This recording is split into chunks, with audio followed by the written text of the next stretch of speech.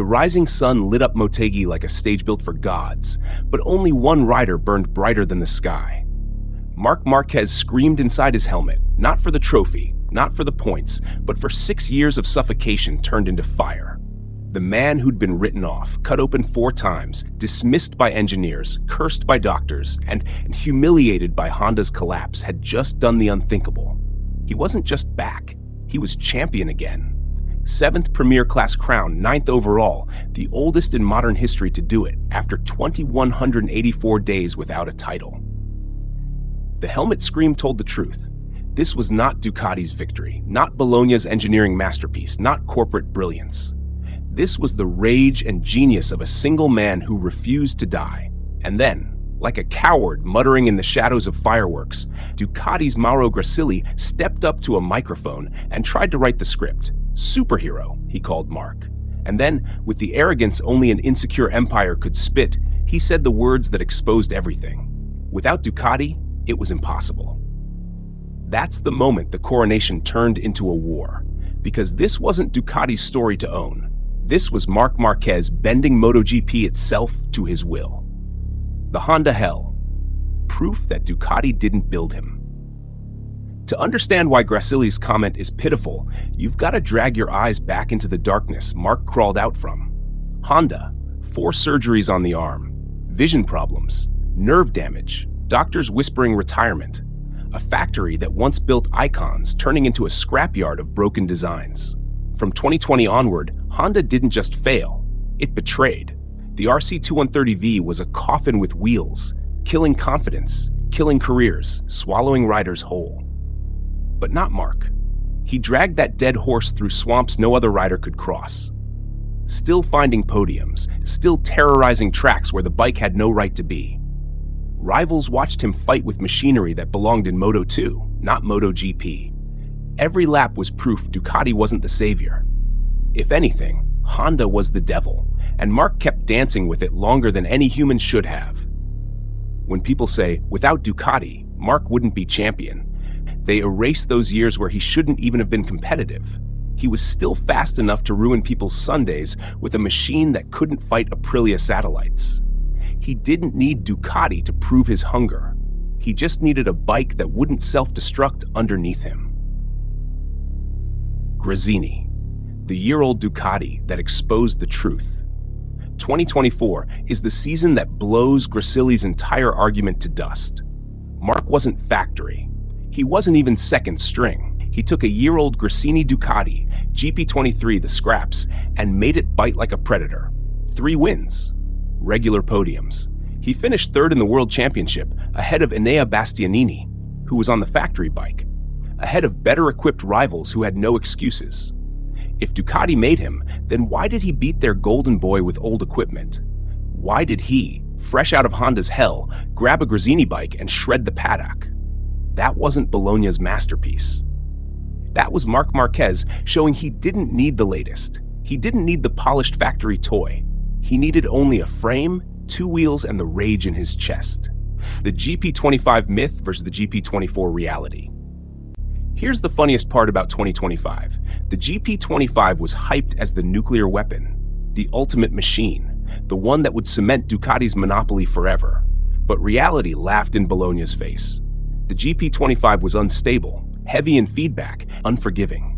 It became a headache, a myth that collapsed under pressure.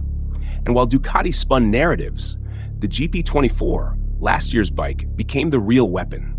Alex Marquez, Fermin Aldeguer, Franco Morbidelli all proved the GP24 was smoother, faster, more balanced. Even Pecco Bagnaia himself dumped his faith into that older equipment at Motegi to finally breathe again. So what did Marc do? He took the so-called problem child, the GP25, and made it dance. 11 wins, 14 sprints, a championship. He bent the bike until it obeyed, even when his teammates and rivals whispered about its flaws. If Ducati's machine was so godlike, why did everyone else stumble?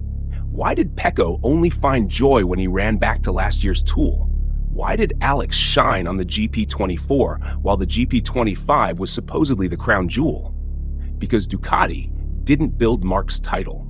Marc built Ducati's relevance by showing the GP25 could still win if you had hands and instincts sharper than knives.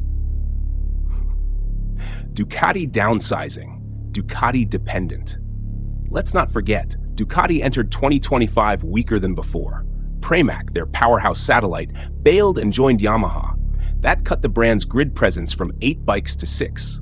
Suddenly, their dominance wasn't an empire, it was shrinking ground. They had the factory squad, VR46 and Gresini. They had to stretch resources, even hand a factory spec to Fabio Di Giannantonio at VR46 just to keep balance. And in this storm, they lucked into Marc. He wasn't their first pick. Jorge Martin was supposed to wear red until Ducati pushed him into a corner. Marc was their reluctant gamble, a desperate play. And look what happened. He saved them. He carried the brand through the myth of the GP25, gave them a 7th consecutive title, and turned their shrinking presence into dominance again. But instead of gratitude, they spin the story. Without Ducati, impossible.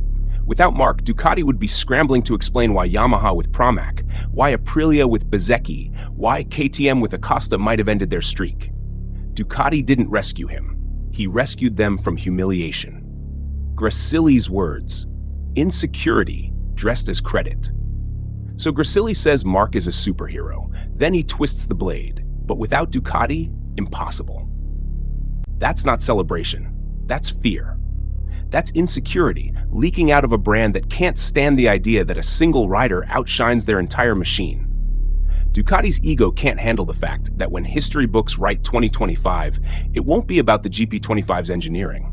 It will be about Marc Marquez roaring back from the dead. It's sad. Gigi Dall'Igna admits Marc's skill is alien. Tardozzi admits watching Marc is watching something beyond racing. Rivals from Moto2 and Moto3 idolize him. Even Pecco, beaten down by 2025, knows Marc's shadow covers him. But Gresili, the corporate voice, can't give pure credit. He has to chain it to Ducati.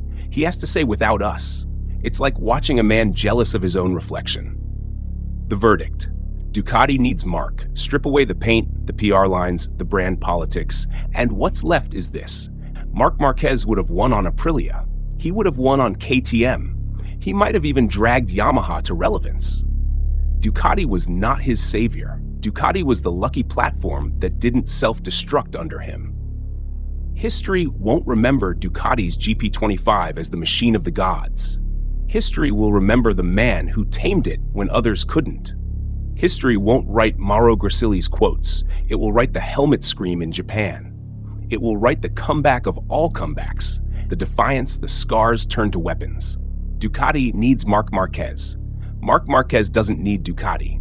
That's the truth they choke on. The mic drop of brutality. Marc's Japanese GP coronation wasn't Ducati's glory. It was Marc Marquez's revenge on time, on pain, on politics, on everyone who thought he was finished. Ducati can spin, Gresili can talk, but the real story is merciless. Marc rode Honda into the grave and still made it dangerous. Marc took Gresini scraps and beat Ducati's own factory boy. Marc bent the GP25, a flawed myth, into a championship monster. Ducati didn't give Marc immortality. Marc gave Ducati survival. And that's the kind of truth corporate mouths hate most, because no matter how much red paint they splash, the blood belongs to Marc.